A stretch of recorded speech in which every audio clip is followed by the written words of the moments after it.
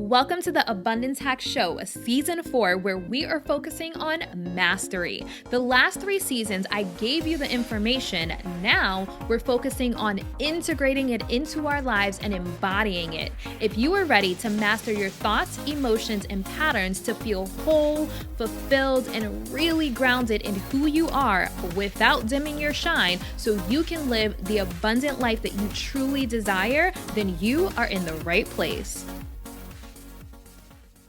Hey M&Ms, thank you for listening to the Abundance Hack Show. What are you proud of today? Now, I know I always ask, what are you manifesting today? Because M&M stands for Magical Manifestors, but I'm switching it up a little bit. This is Season 4, Episode 151. 151 episodes. So I'm going to switch it up a little bit. What are you proud of today? Because I don't think we celebrate ourselves enough.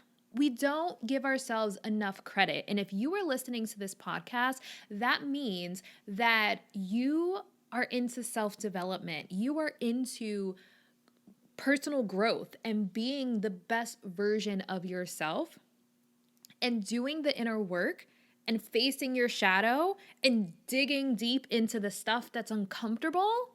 That is something to be proud of. Showing up and doing the work is definitely something to be proud of. And I don't think the people who actually do the inner work give themselves enough credit. So I want to know, what are you proud of today? And you can definitely send me a DM or a screenshot wherever you're listening to this podcast from and tag me on Instagram and tell me what you are proud of, because I want to celebrate you and I want the other M&Ms to celebrate you as well. Okay, Season 4, are you ready? I am so excited. And I took some time to really think about how I wanted to show up for this season, what I want this season to mean. And I am all about mastery right now because I realize there is a difference in knowing stuff. I know a lot of people who know a lot of things, but they're not actually integrating the things that they know into their lives. So I want this season to be all about integration, all about mastery, all about embodiment, or truly embodying everything that you know, everything that you've learned from this podcast. And this is including me.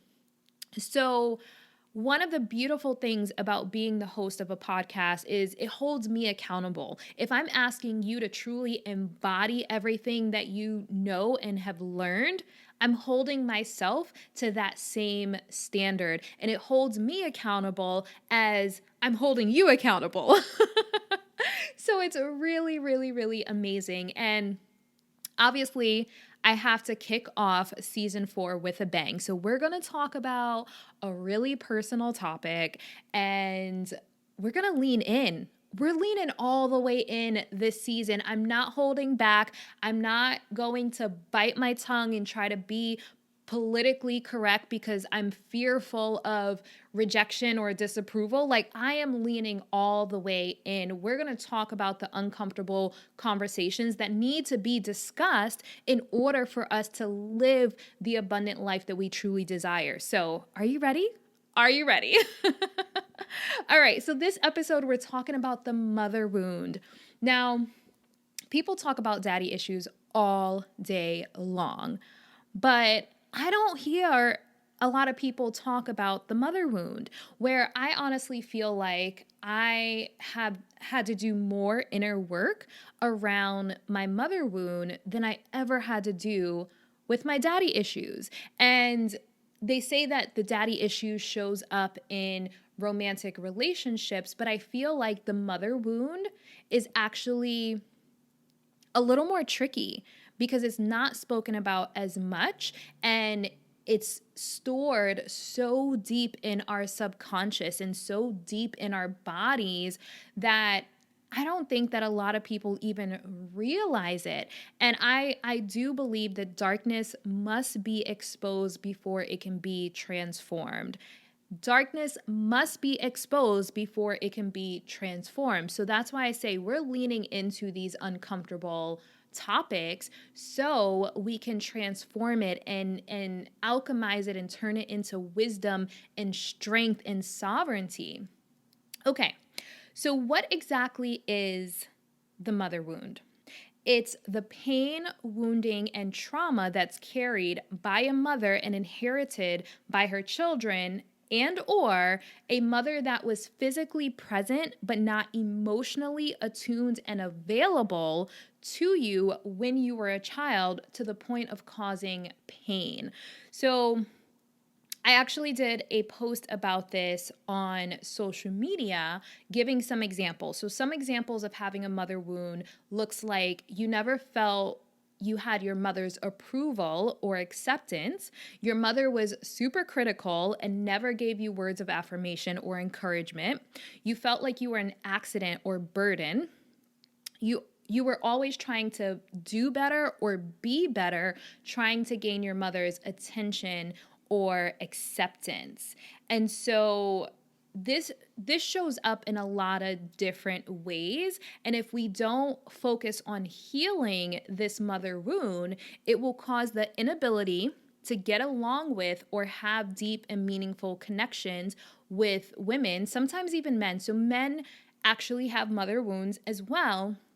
But I feel like this impacts women on a deeper level because we are women, and, we are mothers and we are those nurturers. So it's almost like nurturers need nurturing, just like healers need healing as well. So I think that it impacts women on a deeper level. I'm not sure about that. Like, guys, let me know. Like, if you have a mother wound and you're like, hold on, this impacts me too, because I think that it does impact men as well, but I think that men are conditioned even more than we are not to be emotional and not to like face some of our emotional stuff. So guys, let me know if you're feeling this too, if this resonates with you as well, definitely let me know.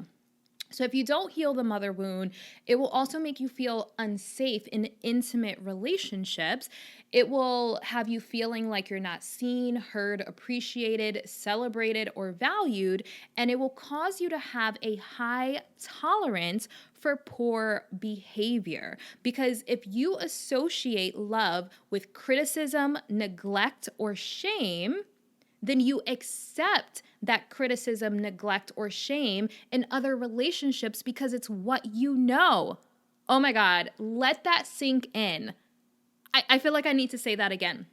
If you do not heal the mother wound, it will cause a high tolerance for poor behavior because what you associate with love is based out of criticism, neglect, or shame. And so you accept that in your other relationships, romantic, friendships, business, because it's what you know. So we have to change our normal. If you adapted this tolerance for criticism as a child, then you're going to attract a critical partner because that's what you know. So subconsciously, that is what you associate with love. So if you don't heal the mother wound, it will also create an intense inner critic. Inner critic, you're critical of yourself, you're judgmental of yourself, you're super hard on yourself because you never feel like you're doing enough or are enough because you were always seeking that approval from your mom, that constant like striving for it. Like, maybe if I get better grades, she'll love me. Maybe if I, clean the house, she'll love me. Maybe if I do this, maybe if I'm more of this or less of this, she'll love me. And so that inner child is constantly seeking to be or do something for that approval. So you adapt that pattern, and in your adult life, you never feel like you're enough. You never feel like you're doing enough. And I think a lot of entrepreneurs actually experience this. And I can see this with like guys and their fathers.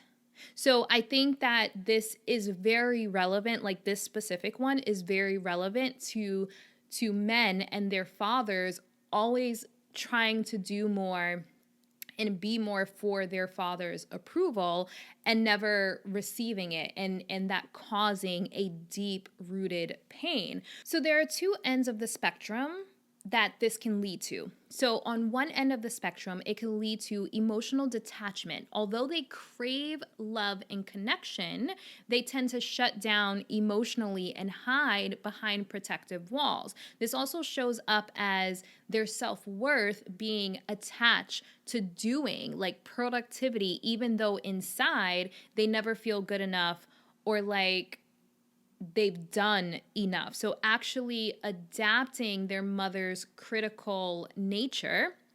And then the other end of the spectrum is emotional dependency. So they strive endlessly to fill that void, which often turns into codependency, people pleasing, and low self-worth. So on one end of the spectrum, they shut down, and it's that like toxic independence where like, I don't need anyone, I'm gonna do it on my own. And so they keep trying to do, and they're blocking people out, and they have this guard to like protect their heart because inside their inner child is actually sad and in pain. And then the other end of the spectrum is they're codependent. They're constantly trying to find someone to fill that void, but it never does. And so they end up people pleasing. They end up doing all of these things to try to get people to love them, even though they don't feel good enough for the love, and they're people pleasing and doing and giving at their own detriment.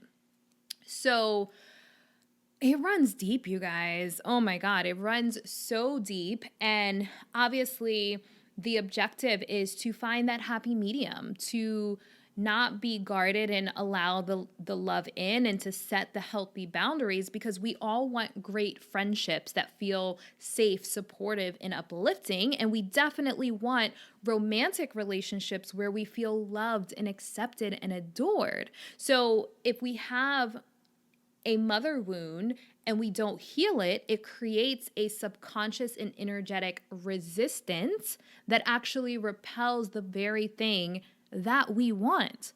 So subconsciously, we're repelling what we truly desire. And a lot of times it's because it's foreign to us. It's foreign to us. If we know criticism and we know shame and we know neglect and we know abandonment, we don't know what nurturing feels like. And sometimes we get to a place where we don't even think it exists. And our normal is all that we think exists because that's what we're used to. So I just want to say, if you are listening to this podcast, we all deserve to be fully accepted, loved, nurtured, and celebrated. You listening, you, yep, yes, you. You deserve to be fully accepted, loved, nurtured, and celebrated. So the next time you feel some type of way in a relationship where, and this could be a friendship, a romantic relationship, a business partnership, and something doesn't feel right, you're like, I feel like I should be supported a little bit better here, or I feel like I should be loved a little bit better here. Honor that feeling. You have no idea how much in my life I've put off the little voice in the back of my head that's saying, you deserve more, but my exterior wasn't reflecting what my core self was trying to communicate to me. And now that I do sound therapy, I literally cannot ignore I cannot ignore my inner voice. But that's what society does, is it disconnects us from our inner voice, because at our core, we know what is best for us. And so if you're feeling like I should be supported better than this, I should be loved better than this, own it. Own it. I know it's hard, but that is what this season is going to be about. Really standing up for and going after what we desire. And not just about talking about it, like actually being about it. So I want you to own the fact that you deserve to be fully accepted, loved, nurtured, and celebrated. Yes! You guys, I'm pumped up. I told you I am bringing the heat season 4. So seriously, starting to heal my mother wound was literally the most powerful thing that I have done in my life. Now, working on my daddy issues, and I have a podcast episode about daddy issues. You can definitely go check that out. But there's something about the mother wound that was just so extremely powerful for me. And full disclaimer, this isn't about repairing the relationship with your mom or growing a tight bond with her. This is about you feeling whole in yourself, healing the fragmented parts of you that have become broken off or hidden as a result of your relationship with your mom or lack thereof. So once you are feeling whole and solid in who you are, I actually just learned this term that I really love. Once you're standing your sacred ground, I get this from Brene Brown. I'm doing her Dare to Lead leadership certification right now. And she says, stand your sacred ground. So once you're feeling whole and solid in who you are and standing your sacred ground, then you can decide from that place if you want to have a relationship with your mom. So this is not about your relationship with your mom. This is about your relationship with yourself and feeling whole. So if you listen to the last episode of season 3, Fragmentation, it talks about how throughout life we break off these little parts of us because we feel they are unlovable or they'll be rejected or people will reject us because of these parts of us. So integrating those parts back into yourself so you feel whole. And I'll just give you an example. For me, I always felt like I was always told as a child that I was a lot. I was too much, and I wasn't allowed to show extreme emotions or dress extreme. If you see me and you see me in real life, I am the person with the full sequence outfit. Obviously my hair is purple, the colorful. I am a vibrant person, and my mom wasn't. And I remember as a child, it was my first day of school. I had on this bright yellow shirt. My hair was flipped. I probably had on a million bracelets. And I'm sure I've told this story on the podcast before, but I came out feeling yes, I got all the things and all my accessories, and I feel, like a superhero with a cape on. These are all the things that just make me feel extra fabulous. And my mom looked at me and was I wouldn't wear it. And it broke my heart. And so right there in that moment, it sent me the message, I'm too much. And if I want to be accepted and loved by people, I have to tone it down. And so we store that in our subconscious and we break off the part of us that loves all the accessories. I love accessories. So what? If I want to wear all the accessories in the freaking world, why would that make me unlovable? Why? So really and that's just an example, because you got to think about the different types of people out there and their thing. I'm a very vibrant, colorful person, but for someone who may be in the LGBTQ community that their parents or their mother didn't accept the fact that they were attracted to the same sex, or they identified as a different sex, whatever the case may be, we tend to break off and hide the part of us that we feel that as a child we were sent the message wasn't lovable. And this is about reintegrating that part.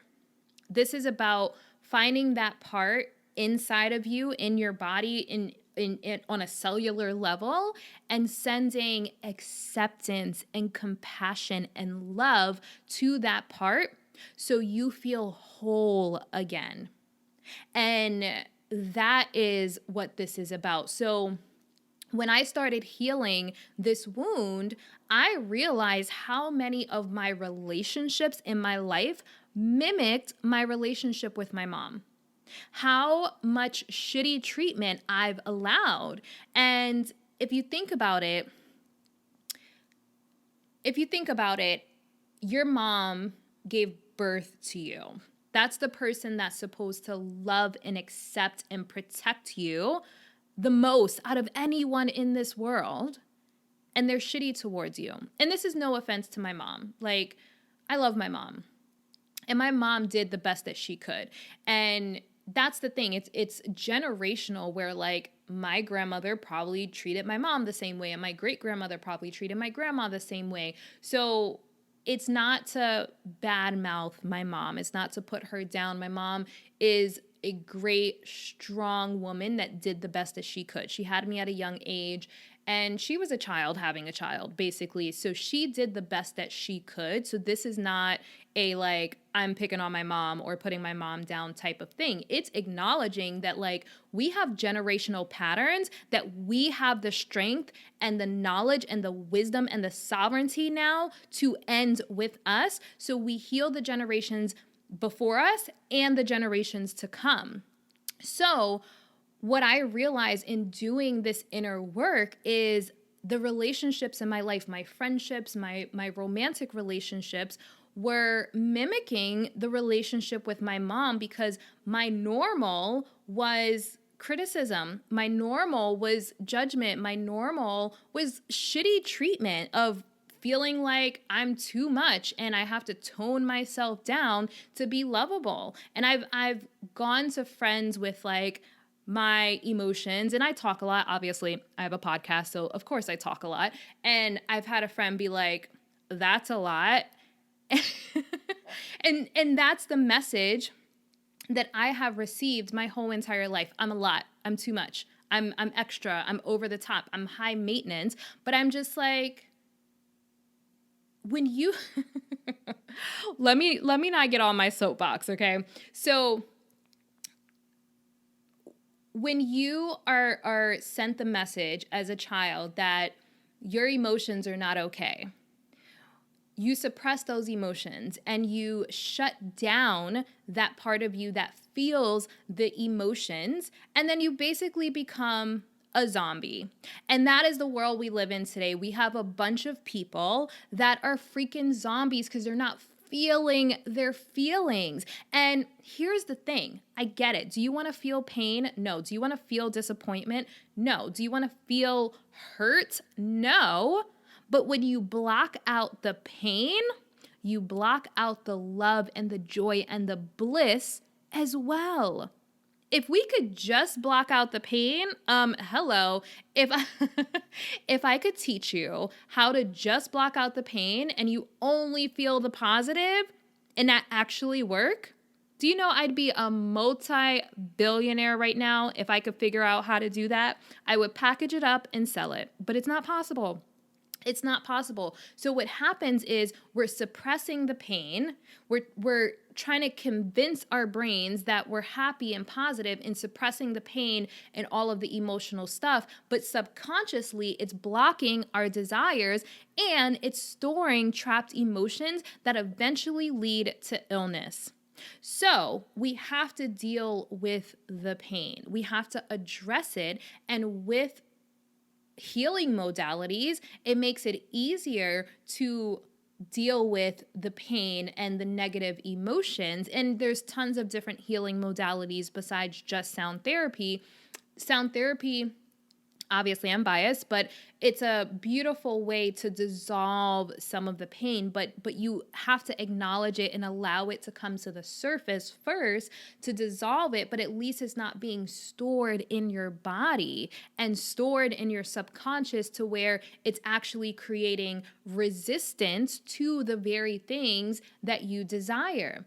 And then expanding, the more love you allow in, it does make you more susceptible to more pain. However, when you have these tools like sound therapy, for example, to help you deal with whatever emotions come along, then it's worth it. It's worth the risk of feeling pain to feel madly, passionately, head over heels in love. Like, I want to feel that. I want to feel that extreme emotion. I was actually listening to Joe Dispenza yesterday, and he's like, with all the work that he does, he's like, oh, I've reached like that peak of love. And then I'm like, oh, but there's another level. And then he reaches that peak of love and bliss and joy. And then he's like, oh, there's another level. I want to expand to reach those peaks and expand beyond them and transcend to feel all of the things, because there's another level of joy and bliss that's available to us. But a lot of people block it. They keep themselves in a box, because when you expand that way, you're also expanding in the other way, and you're more susceptible to disappointment and pain. But it's the risk that we take. And, you know, there's a million sayings that says like, no reward without the risk. The bigger the risk, the bigger the reward. So we have to build our emotional resilience, which I'm going to be talking about coming up on a future episode this season. But we have to build our emotional resilience to be able to expand, to allow more love, joy, and bliss in, and also have that resilience to be able to deal with any disappointment or pain that comes along with it. And it's like, there was a quote, it's better to have loved and lost than to never have loved at all. And some people may not feel that way. Some people are just like, nope, I'm good. I don't want to love. I'm just going to keep my emotions right here, because if I don't feel too deeply, then I won't be hurt too deeply. That's some people. But if you're listening to this podcast, I know that's not you. I know that's not you. So we have to build the emotional resilience so we could have and experience the soul-shaken, toe-curling love, passion, and joy that's available for us. And sometimes that comes with some risk. But because we are emotionally resilient, we're willing to deal with whatever risk is involved. Okay, so back to the mother wound. The way that I see the mother wound is another layer of healing of self-love. So it's putting your foot down and saying, I deserve to be fully accepted, loved, and supported, and I am not going to tolerate anything less than that, even if it's from family. It's setting that healthy boundary of how you want to be treated. And if someone isn't okay with treating you that way, then being okay with them not being in your life. And this was really hard for me because I had a lot of guilt around it. But allowing people to mistreat me was me betraying myself. If I'm allowing people to mistreat me, that was me betraying myself and not feeling worthy of the type of love that I felt I deserved. And eventually I had to put my foot down and say, no, I'm not allowing it anymore. And I'm not going to feel guilty about it, because it's not okay. It's not okay. And me feeling guilty about it was literally my inner mom saying that my feelings were not okay, saying that my feelings were not valid. And so that's another layer of it. At a certain point, we have to stop blaming our situation. When I say at a certain point, at a certain age, you can't blame your current circumstance or current thought patterns on your parents. You have to take responsibility. So at this point, it's not my mom, it's my mom that's inside of me. So it's my inner mom that is still critical to myself and telling me that what I'm feeling is not okay, what I'm feeling isn't valid, and that's why there's guilt around it. Is this all making sense? Definitely let me know if this is making sense. So, what we have to do is heal and be able to identify the root cause of our patterns and behaviors. So, once you've identified your inner critic and identified your mom inside of you, then you can start to accept, show compassion for, and love that part of yourself. Because if we hate the way that our mom treated us, but then we have a part that's mimicking how our mom treated us, and we're doing it to ourselves, we're criticizing ourselves, we're neglecting ourselves. And you may say, how can you neglect yourself? Neglecting yourself is people-pleasing at your own detriment. Okay? So it's neglecting your own self-care. It's neglecting your own self-love. It's neglecting what you need. So we tend to take on and mimic the very behavior that caused us pain from our parents. So it's not your parent at this point, at my age. We're not going to talk about my age if you don't know. But it's not our parent at this age. It's our parent that's inside of us, the behavior that a part of us is mimicking from our parents. So really identifying that and showing acceptance, compassion, and love to not only your inner child, but also your inner mom. Woo! You guys, so powerful, because a lot of times they tell you to do the inner child work. That's a part of you. So you have to do the inner child work, and that part of you that is mimicking how your mom treated you. It's so important to do both. So showing acceptance, compassion, and love to both of those parts so you can fully accept all of the parts of you. Okay, so what exactly does that step-by-step process look like to start to heal the mother wound? So doing inner child work, and I'll just give you an example. So I have a therapist. If you have had some trauma in your childhood, I highly recommend getting a therapist. And I recommend a therapist that studies IFS. So IFS is internal family systems. Any therapist that understands fragmentation and can help you identify these different parts. It's a healing modality or a framework, I should say, that I highly, highly, highly recommend. So doing the inner child work, and one of the things that I started doing after one of my very first sessions with my therapist, I realized that I like flowers. And the part of me that liked flowers had become fragmented because I associated flowers with femininity, and femininity was associated in my subconscious with being weak. I had to be strong. I had to be self-sufficient. I had to self-soothe. So I was very much in my masculine. So I convinced myself that I didn't like flowers.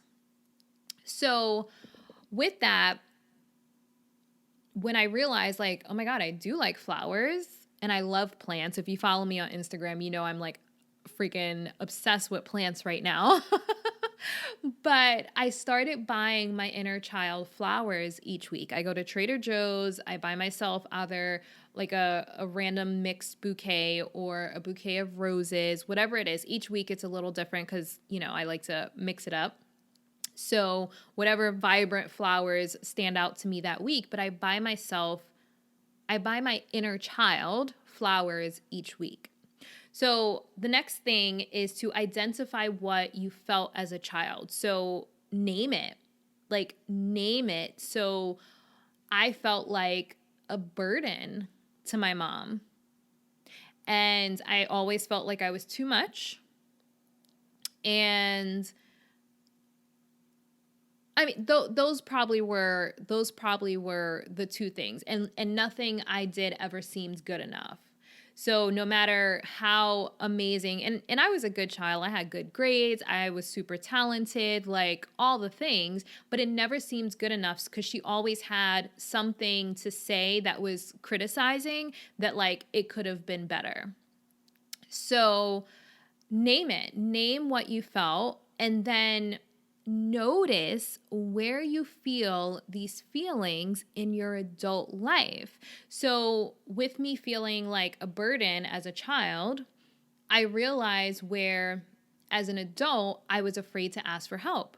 I never wanted to ask for help because I always felt like a burden subconsciously. This is my inner child. So I would never want to inconvenience anyone. I would never want to ask for something because I felt like it was an inconvenience because I was a burden.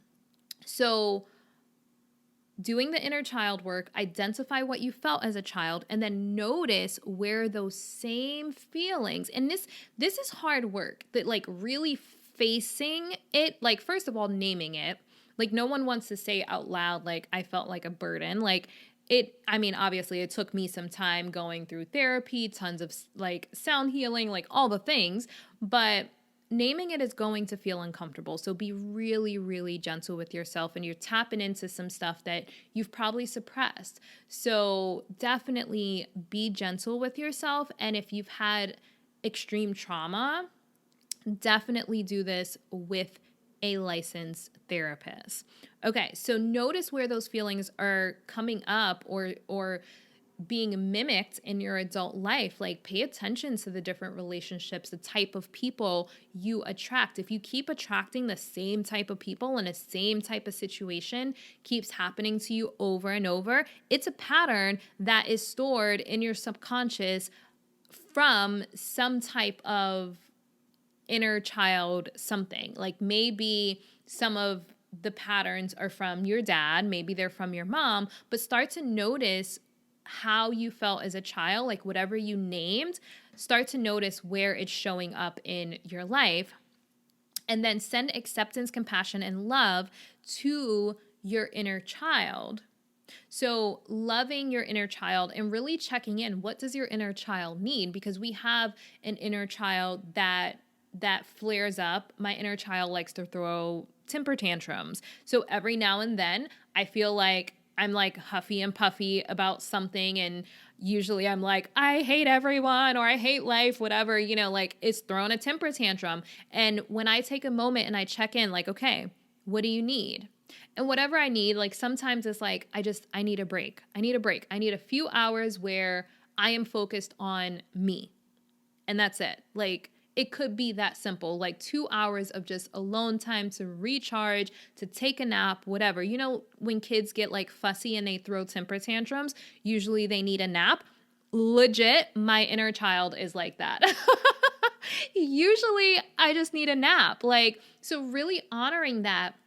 But we're programmed to push through and keep going and ignore what we're feeling. But we're doing the same exact thing to ourselves that our parents did to us, telling us like, I don't want to say shut up, but I mean, some parents talk to their kids like that. Shut up, suck it up, be a man, stop crying, suck it up, you're fine.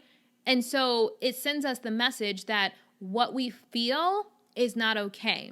What we need is not okay. And we adapt that same exact behavior in our adulthood. And so when our bodies and our minds and our consciousness is communicating to us that we need to take a break, we don't take the break because we are mimicking what our parents did to us. And I shouldn't say did to us like they did something bad to us, but how they treated us.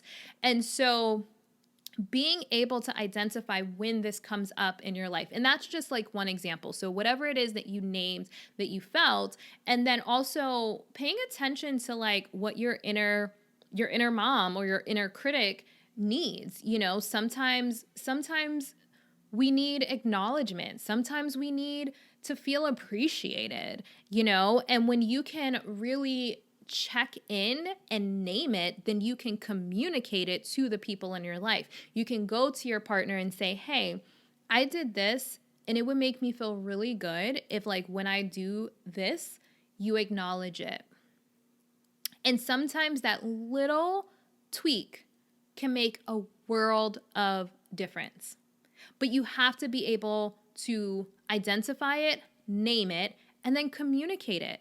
And when I say communicate it, like honor it if it's something you need from yourself, or communicate it if it's something you need from someone else.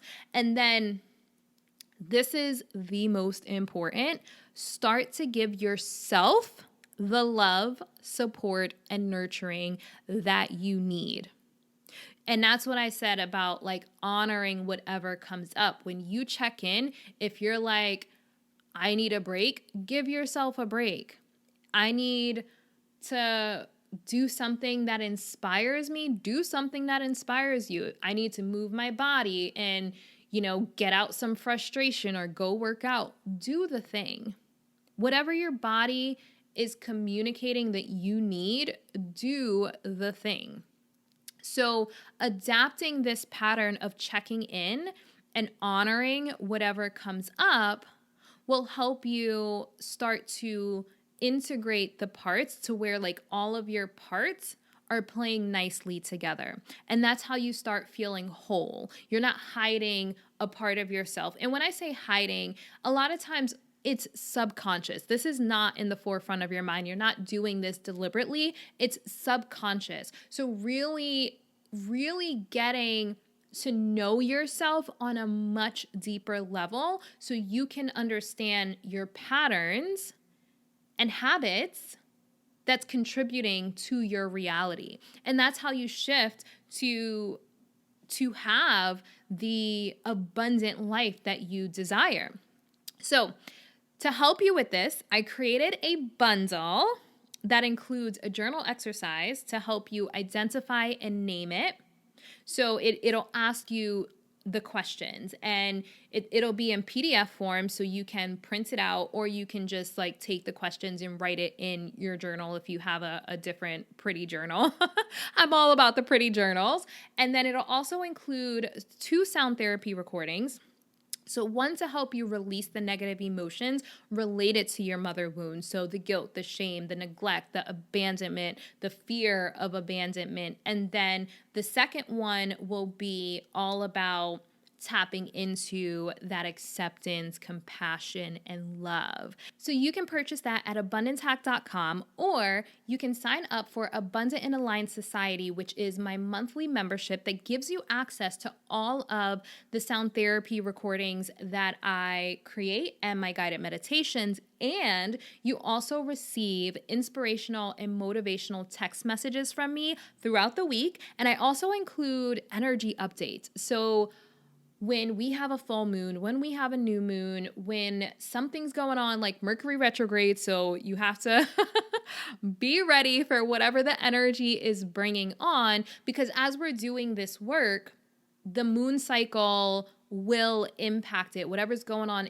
energetically will bring things to the surface and will cause feelings and emotions to be heightened. So I always like to give my members a heads up so they know what is going on. So you can either purchase the bundle individually, or you can sign up for Abundant and Aligned Society. And if you have any questions at all, do not hesitate to reach out to me. I hang out the most on Instagram at Niajae. So definitely DM me your questions and let me know how you feel about this. The more feedback you give me, the more I can create really transformational content for you so you can truly step into your sovereignty and live the life that you truly desire. Receive the love, the nurturing, the support, the celebration. Like, receive the celebration. Like, you deserve to be celebrated. You deserve to be loved and adored. So sometimes we have things that block that. So the more you give me feedback, the more I can continue to create this transformational content for you to be able to step into that. So thank you so much. If you have someone in your life that needs to hear this, please share this podcast episode with them, because the more we shine and thrive, the more we inspire others too. And the more others shine and thrive, the more we can all rise and thrive. Okay, now I'm blabbing. Let me go. Thank you for listening. Until next time, be decadent. Thank you for tuning in to the Abundance Hack Show. I would love to hear from you. Leave your comments and questions, and don't forget to subscribe so you don't miss any of our yummy episodes. Every time you leave a 5-star rating or review, I do my happy dance.